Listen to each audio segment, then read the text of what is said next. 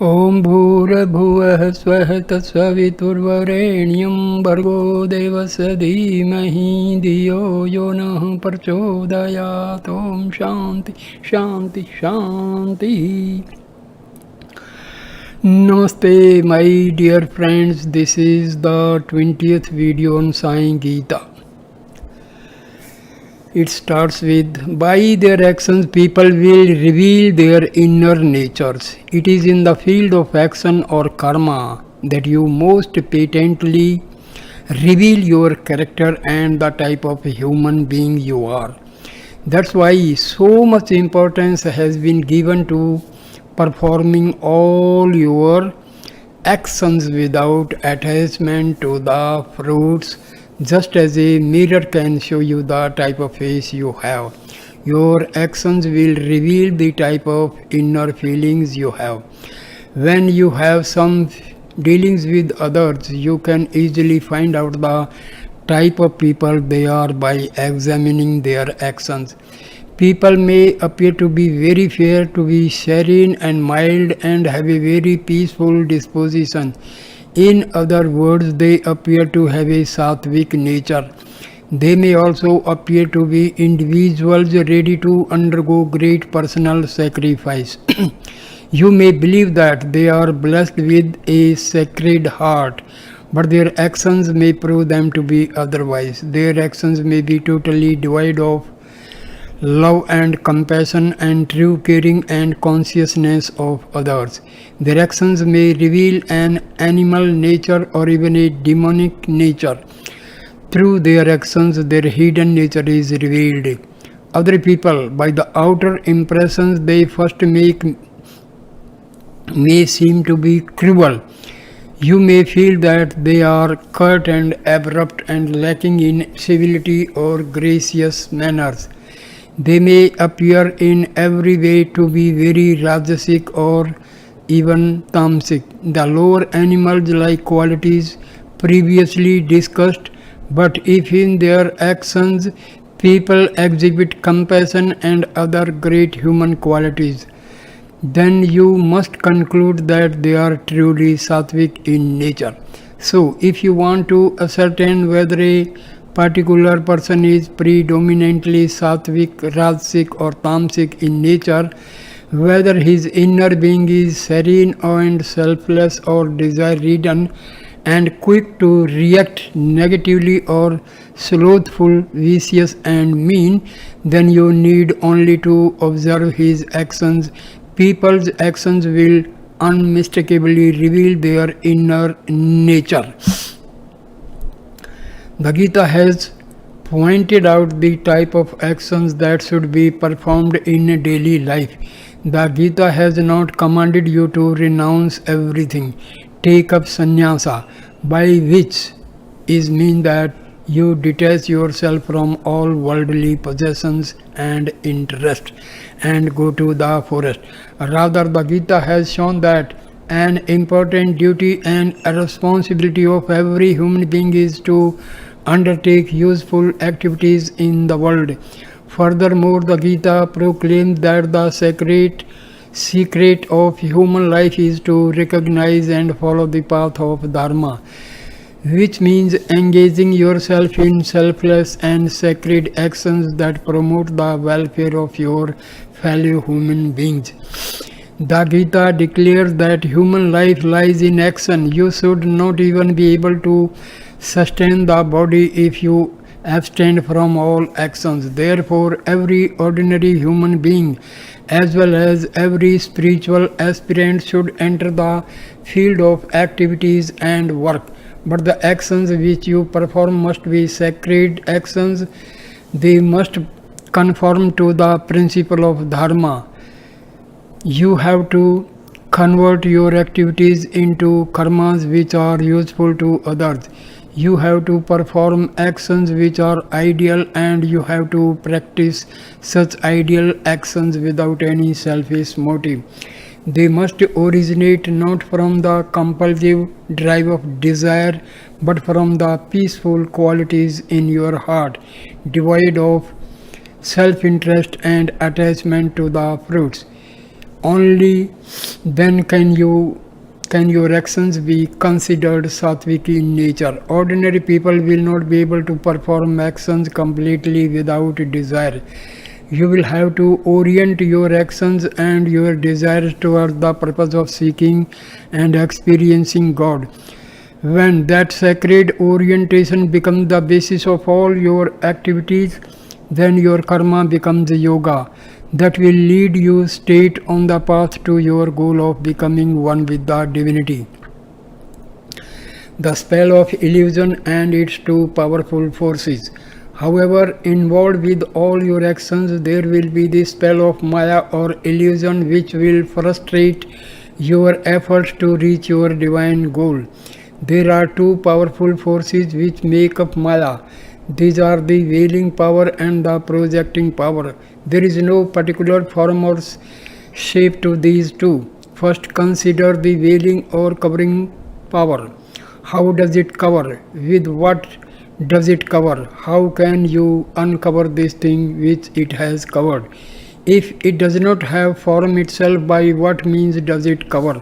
How can it be removed? These are all questions that cannot be answered.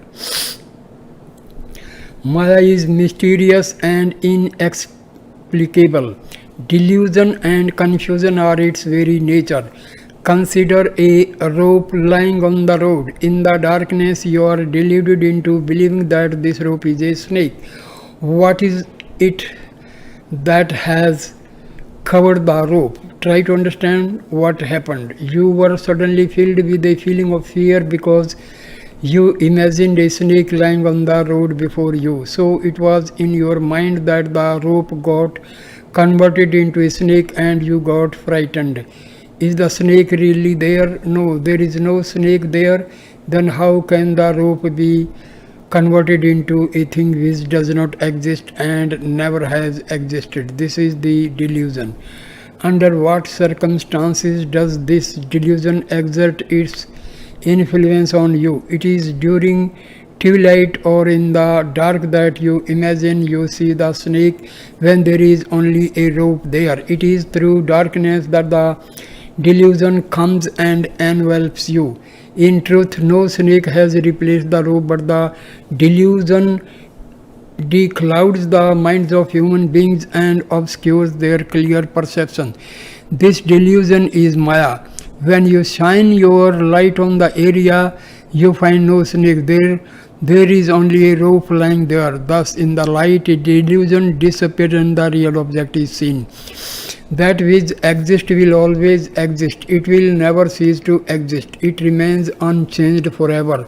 There cannot be even the slightest variation in its existence. It is only the delusion affecting it which comes and goes. The form that this delusion takes in the mind is the second powerful force of Maya, the projecting power which superimposes imaginary creations and objects on the unchanging basis. In this case, the projection was the snake.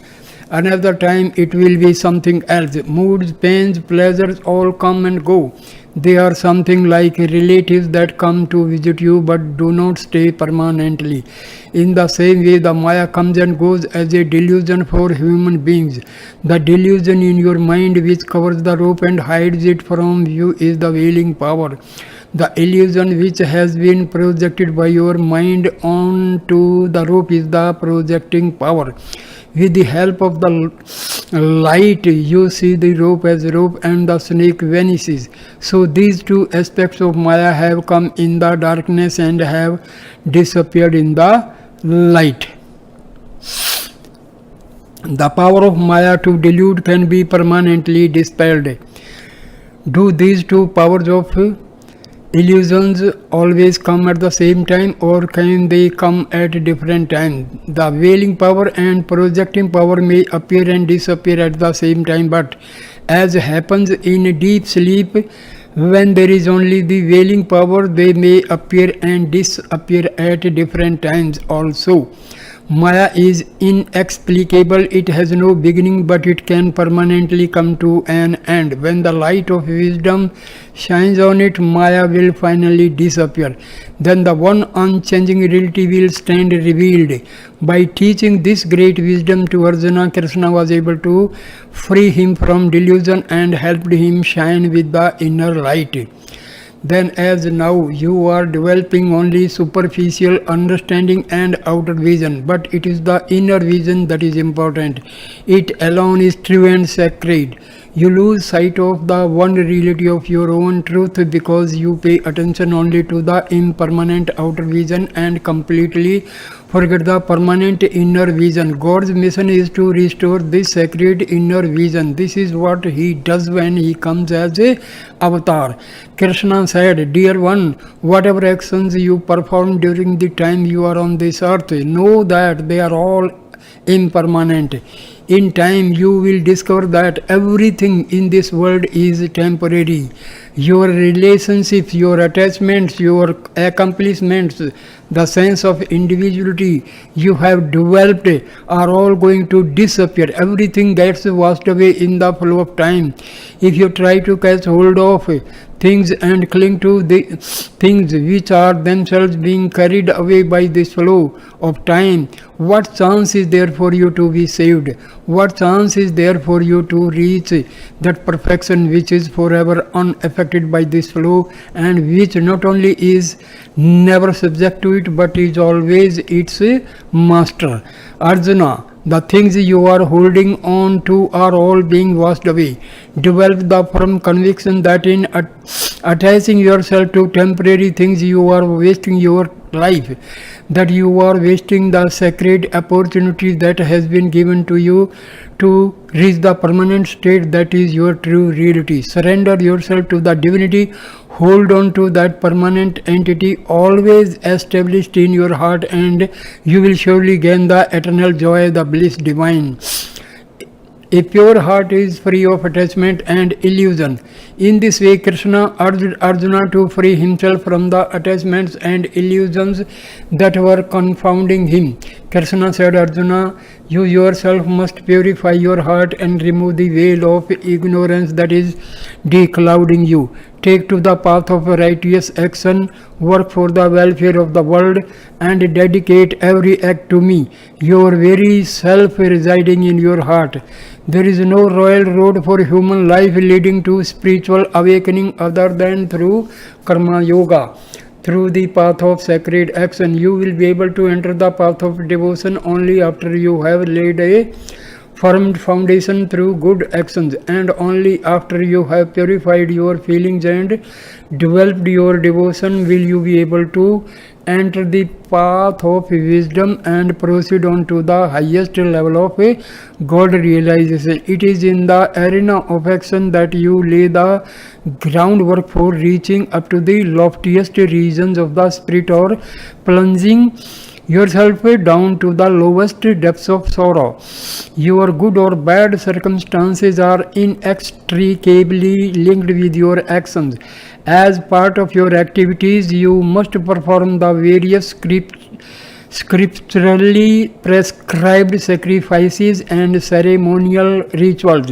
But as previously mentioned, these can take you only up to heaven. Krishna informed Arjuna that there was a state which was far beyond and far more sacred than heaven. Do not consider heaven as a permanent place. Krishna said, when you have exhausted your merits, you will have to leave heaven and return to earth. Heaven is only a temporary camp. You will not be able to reside there permanently. Perhaps you think that in heaven you will be able to enjoy so many bodily and mental pleasures. But in truth, the pleasures you get there are only a little greater than those you get here on earth. There is a state which is far, far beyond, far more sacred. That state may be reached by identify yourself with God, by associating yourself with the Atma. by merging yourself, small individual self, with your highest eternal self. In order to attain this state, you will have to become totally desireless and selfless. You will have to perform all your actions without expecting any fruits from them. Actions without attachment to the fruits. Whenever you perform an action, there will always be a consequence, a resultant fruit from that effort. However, there is no rule that says that you alone should enjoy the fruit of your actions.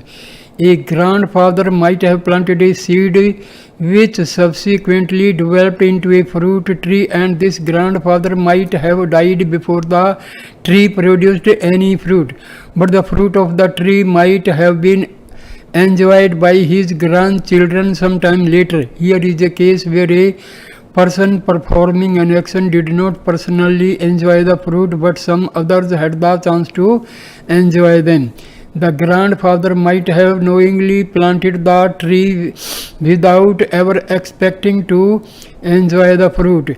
He undertook the task originally with their broad-minded view that the tree in the courtyard would give fruit to the generations who came along later, fruit which would be greatly enjoyed by them. And so the fruit of his broad-minded action was reaped by succeeding members of his family. With what motive did the grandfather plant this particular tree? He might have done it with the slightly selfish motive that it would give enjoyment to members of his family. But the selfishness that comes from doing everything only for your own enjoyment is much baser and meaner than this grandfather's slight tinge of selfishness. The inner urge which leads you to undertake actions which are primarily for the welfare of others is always greater and nobler than the narrow feelings that lead you to act completely selfishly, expecting to derive all the benefits of your actions only for yourself. In this sense, the grandfather's action must be considered far superior to that of an individual who acts only for himself. But clearly there is an even greater action, one that goes beyond all selfish considerations. That is, when you perform an action as an offering to God, that is the greatest of all actions, and that is what you should strive for. You should endeavor to perform all your actions selflessly and disinterestedly, offering them to God without expecting to reap any of fruits. Such action is truly yoga. From ordinary actions to buddhi yoga to karma yoga. Using your intellect to plan out an action, the fruits of which would benefit someone else, as was the case of the grandfather planting a tree that was enjoyed by future generations of his family, can be called buddhi yoga. In buddhi yoga, you inquire into the consequences of your actions and thereby base your actions on the reasoning power of your intellect. Intellect goes far beyond the narrow selfish considerations of the lower mind and the senses. But even here there is still a tinge of selfishness. When you are completely free of all selfishness, totally indifferent to the results, acting effectively and with full concentration but without any attachment or desire, and offering all your actions to God, then you are practicing karma yoga. That is far superior to buddhi yoga. Such a high state is not easily accessible to ordinary people, but that does not mean that you should give up trying to attain it. With wholehearted effort and with God's grace, seemingly impossible things can be achieved. If you persist in your efforts, then with practice you will be able to reach this high level of karma yoga in all your activities. To succeed in this, the inner vision must be developed.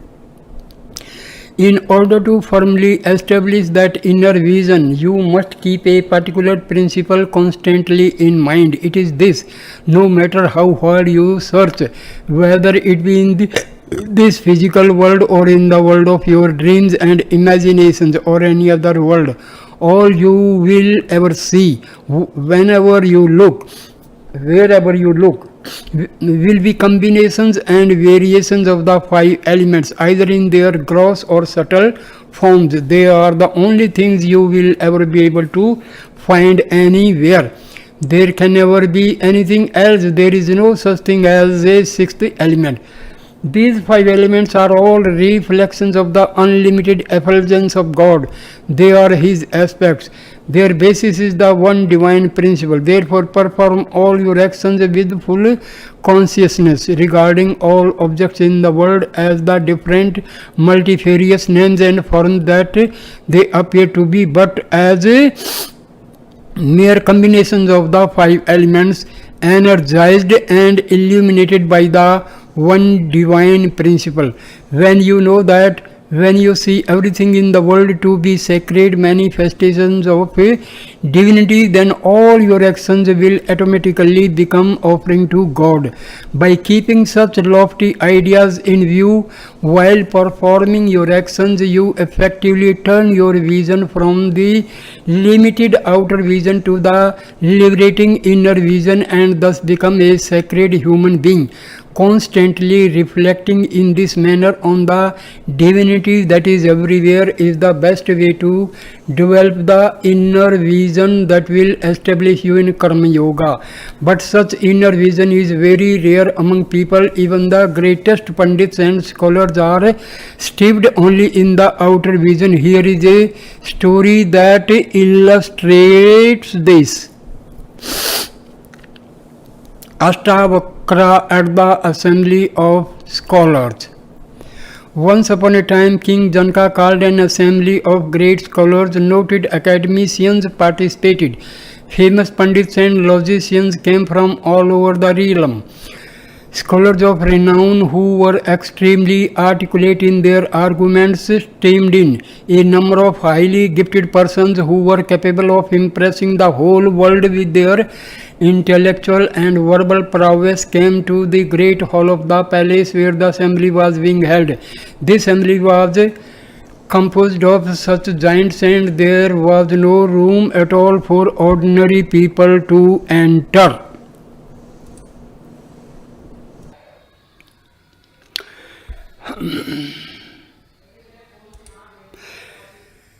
Here is a story that illustrates this. Ashtavakra at the Assembly of Scholars.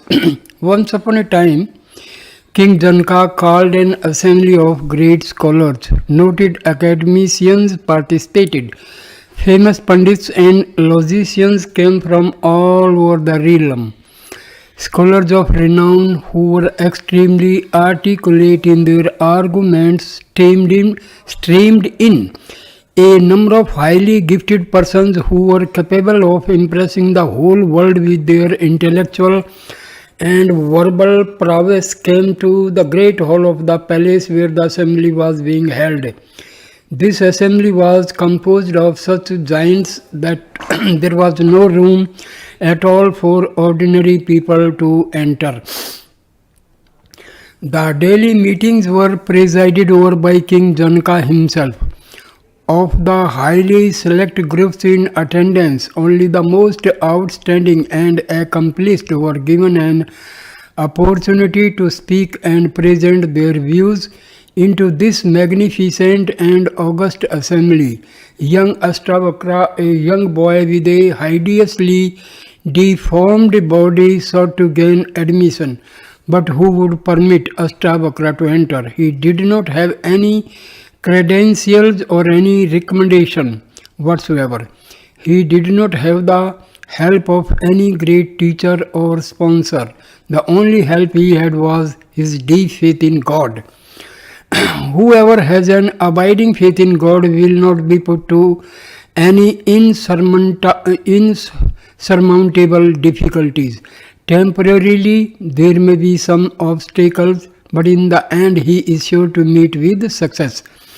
But 3 days Ashtavakra waited at the gate of King Janaka's palace, through which all the participants to the great assembly entered. There, while waiting, Ashtavakra observed all the world-famous scholars who were coming to attend the meeting, although only recognized scholars were being allowed inside. Ashtavakra was not prepared to give up his resolution to join the assembly and participate in its deliberations. I too have a chance, he said to himself, and continued to wait patiently at the gate day after day. There was one observant and sympathetic old scholar who noticed Ashtavakra standing by that gate. Whenever he entered and exited through it morning and evening, the kindly old scholar informed King Janaka of the boy's presence. He told King Janaka that there was some standing outside waiting for days to enter the assembly, although he did not have any of the usual qualifications necessary for being permitted inside. He told the king that this was not an elderly scholar nor even a middle-aged one, but a very young person who did not seem to have much experience and who did not wear any of the accepted marks of achievement in scholarship, nor was he personally recommended by any of the Pandits present. In short, nothing was known of this person or his qualifications, except that he had been continuously waiting to come inside. King Janaka directed his attendants to find the boy who was waiting at the gate outside and to bring him into the assembly hall. Shortly after King Janaka had taken his seat and meeting began in the solemn and sacred atmosphere befitting such an august assembly, Ashtavakra entered the hall. The moment they saw this young boy with such a crooked form came to take part in the assembly, most of the great scholars who had gathered there began to laugh. King Janaka, who was keenly observing Ashtavakra as he entered, he did not laugh. Ashtavakra carefully looked around the hall and then quite inexplicably started laughing even louder than the scholars who were seated there. This loud burst of laughter from Ashtavakra was quite inadmissible and greatly surprised the scholars. It became a real problem for them. Why should this young scamp be laughing at us? They thought. There certainly is reason enough for our laughter, considering how funny he looks. But there is nothing at all strange about us. So, what conceivable reason does he have for all this laughter? They were disturbed and irritated by what they considered the boy's impertinence. You find this to be rather common experience in the world, that when ordinary people see someone who has a physical defect which gives him a crooked appearance or makes him appear strange or unusual, they are inclined to laugh. Such gross behavior can only be considered a sign of ignorance. It is totally different from the warm smile of an innocent child. A small child will smile at any person regardless of their appearance. When the child smiles, every other person seeing this child will also smile along with it. Such a child's smile, which infects everyone who sees it, arises from the sacredness of innocence. But in that assembly hall, the laughter that Ashtavakra met with was very different from a child's innocent smile.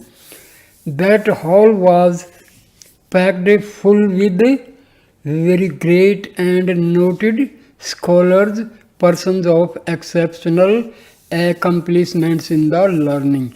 But there was no childlike innocence to be found there. The assembled scholars were eagerly waiting to find out why this strange-looking young lad who had just come in was laughing so loudly. One of the scholars was bold enough to speak to Ashtavakra. He asked, "Young stranger, who are you?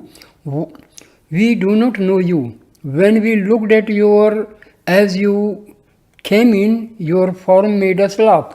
In response to our laughter, you are laughing even more loudly. What is the reason for this? What is so ludicrous about all the renowned scholars seated here, and that you have not stopped laughing even for a moment?" Without inner vision, they were shoemakers, not scholars. Ashtavakra replied, "I entered this gathering thinking it to be a sacred assembly convened by the famous Emperor Janaka to discuss the holy scriptures. If only I had known what kind of people were attending this assembly, I would not have bothered to come. I waited patiently for many days and then entered this hall thinking that the greatest living scholars would be assembled here. I looked forward to being in the company of such sacred souls, but alas, I find nothing but common cobblers here. Only shoemakers who stitch sandals and work with leather." When they heard this, all the scholars became furious, feeling deeply insulted by the Ashtavakra for using such abusive words. But Ashtavakra continued in the same vein. "Cobblers is the proper word to describe you. Only cobblers, only people who work with hides, would think about the worth of a particular skin. Others will not be bothered about it. All of you are laughing at my skin and have obviously decided that it is not worth much. But not even one of you has made any effort to know my spiritual understanding. Pandits would have the capacity to look into inward, but you only seem to care about the outer covering. If you have not developed your inner vision, but you are concerned with the superficial outer vision, then you cannot be considered scholars at all. Then you are only cobblers, shoemakers, specialists in hides." Thus spoke Ashtavakra. The scholars hung their heads in shame. King Janaka, who understood very well what Ashtavakra was saying, invited him to take a seat in that assembly and subsequently bestowed numerous honors upon him. As was the case then, so is the case now. Throughout the world, however great people may be, they have developed only the external vision. They do not bother to cultivate the inner vision. When you examine a person, you pay attention to his physical features, his wealth, his status, his education and degrees and so on. On the other hand, when God examines a person, he looks at the purity of his heart. He pays attention to the peace that is within him. You should also develop such inner vision and inner peace. Whatever be the circumstances, you should not be subject to quick excitement. You should allow time for the nobler feelings to well up from inside you and manifest themselves. Let all the poisonous emerge without interference. Suppose someone insults you, what will you lose by their insult? You should not respond to such insult with any agitation or excitement. If you remain peaceful, all the anger of the other person may freely pour out. But if you try to obstruct others' strong feelings by preventing them from venting their anger, it could possibly lead to a dangerous situation. Consider, as an example, that someone has become sick, that he is feeling quite nauseous and is throwing up the contents in his stomach. What is the reason for his being sick and vomiting?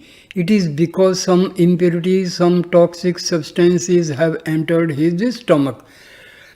Wherever there are impurities, you will soon find germs or poisons, and along with them come sickness and diminution of health. For this reason, it is most important that no impurities enter your system. The body is carefully arranged to immediately throw up and expel any toxins that attempt to enter it. When the body reacts naturally by vomiting out the poisons, it would be incorrect to give medicine to stop that vomiting. If medicine is given, the toxins will not be thrown up. Instead, they will remain in the stomach and soon poison the whole system.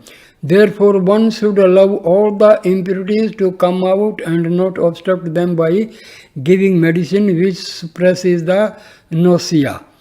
After all the impurities have been thrown up, then one can give some healing medicines.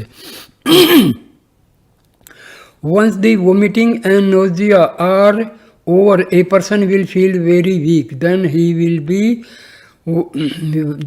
do whatever you ask. That is when he will obey you. So this is the best procedure to follow when someone is vomiting out poison.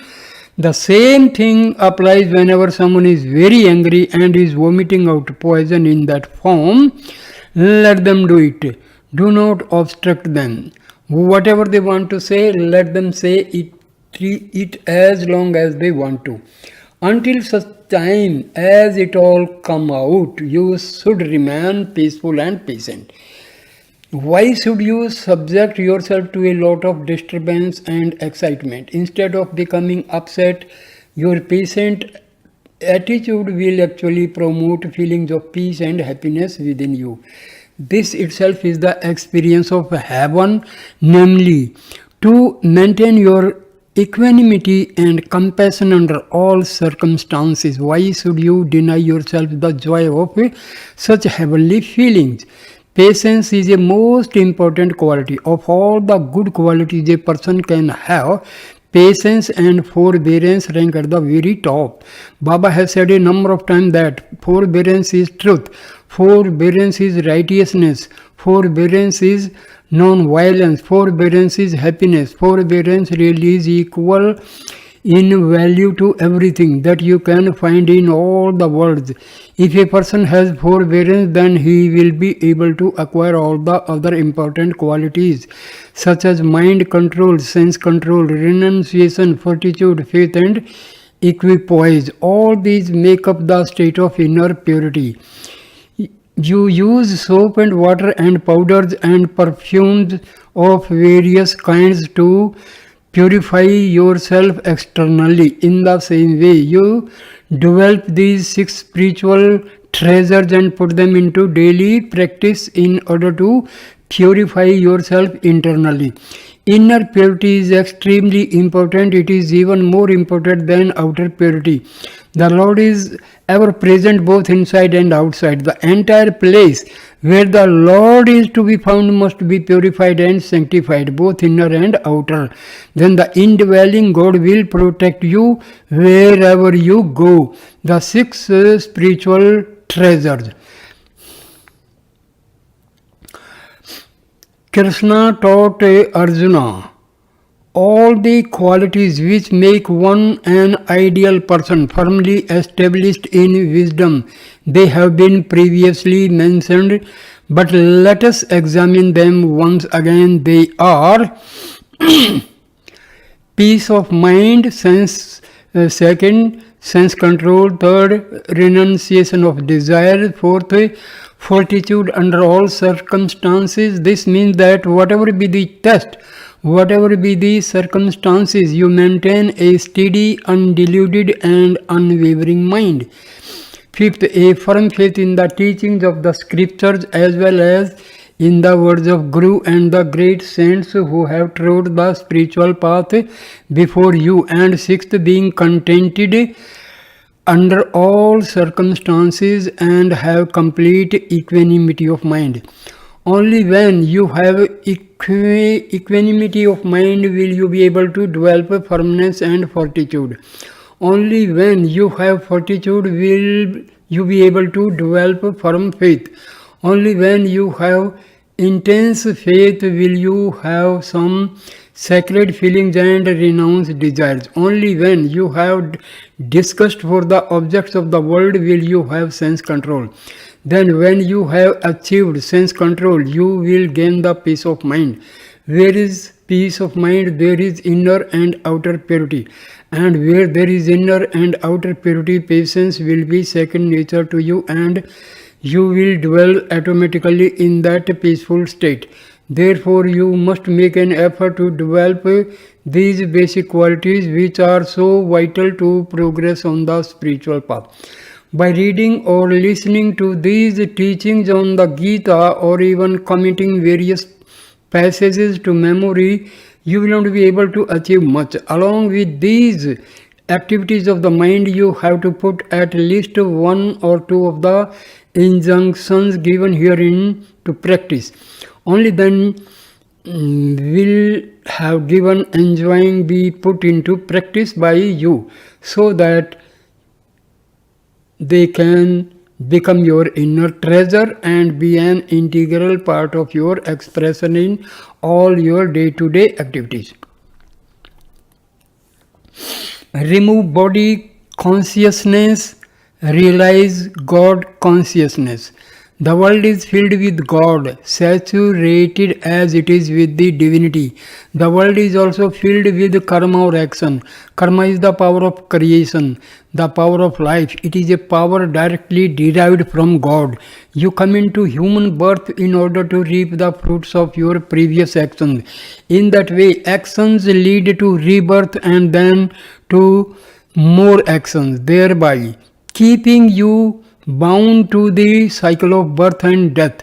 To free yourself from this bondage, should you engage in action or should you abstain from action? The Gita makes the answer clear. The path to liberation is through karma, through action, but it enjoins you to turn all your actions into karma yoga, sacred action which will take you towards union with God.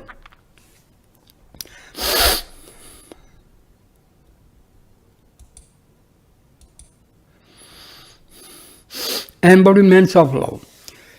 When the power of life takes on manifestations, it becomes a body. Life which wears these various bodies has also been called karma.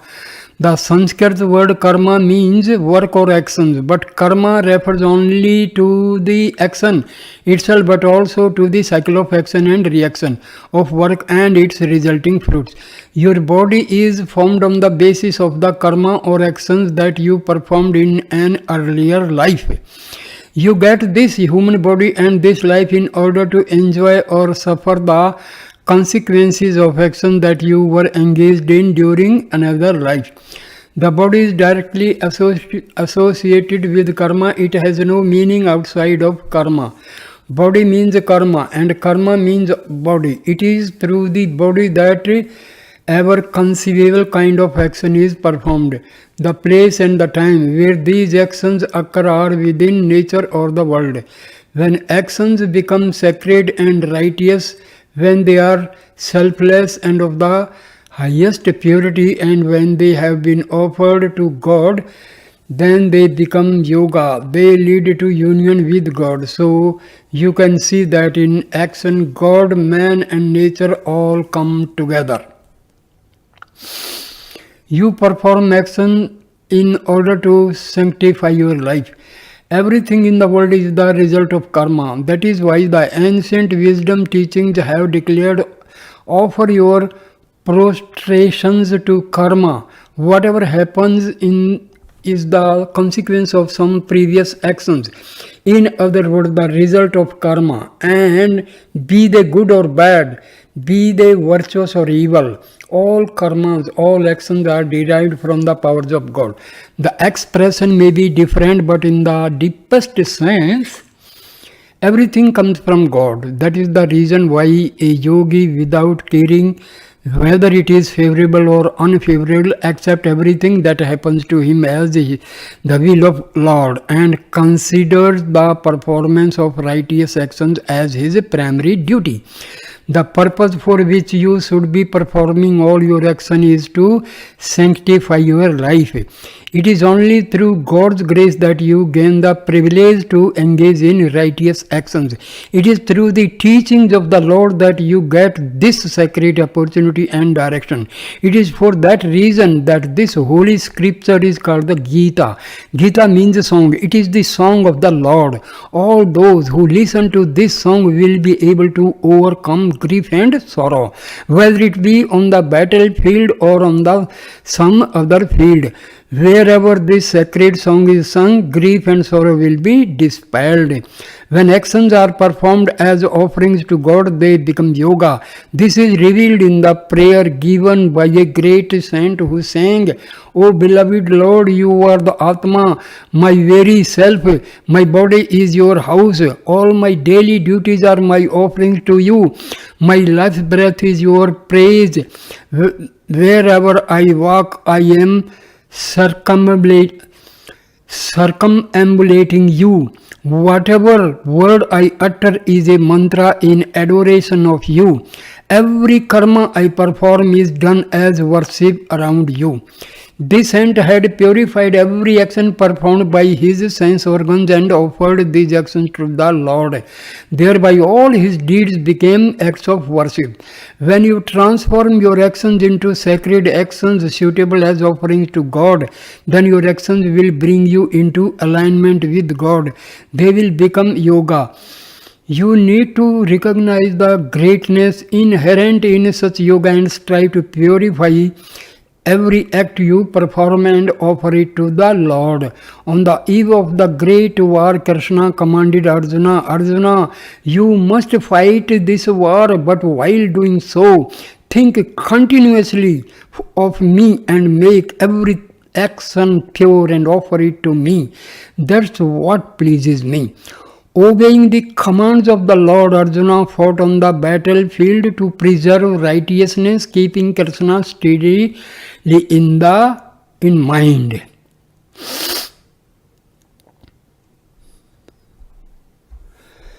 Make all your actions as a sacrifice, not a battle.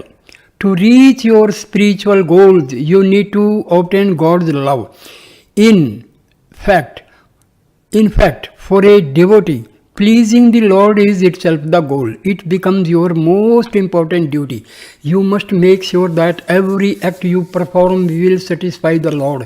Krishna taught, "Obey my commands and perform your duty." In obeying the commands of the Lord and fighting in this war, Arjuna's actions became a sacred yagna, a sacrificial ritual which exalts the divinity and immerses one in the divine flow of grace. In contrast, there is a story in one of the epics of Daksha who wanted to perform a yagna, a ritual sacrifice. However, he disobeyed and disrespected Lord Shiva, and he also violated the commands of the holy sages. With a sense of egoism and attachment, he commenced the sacrifice. His egoism converted that sacrifice into a war. You see that because Arjuna obeyed the Lord's commands and fought in the war, his battle became a sacred sacrifice. But for Daksha, who performed his sacrifice in violation of the Lord's commands, his sacrifice became a battle. What is a war and what is a sacrifice? All actions that are pure and selfless and performed as an offering to the Lord become a sacrifice, but actions which are undertaken in violation of the Lord's command, which are contrary to the scriptures and which are performed with a sense of egoism and pomposity, undertaken only for the purpose of promoting one's desires or hatreds, all such actions become a war, even though the nature of the action may be that of a sacrifice. When the anguish and hatred in a person takes form in words, and these words in turn lead to arguments and counter-arguments, then a battle will soon ensue. The root of all this is attachment and desire arising from identification with the body. So here I end this video. Thank you, my dear friends, for watching and listening this video with patience. Thank you. Namaskar, my dear friends. Namaskar.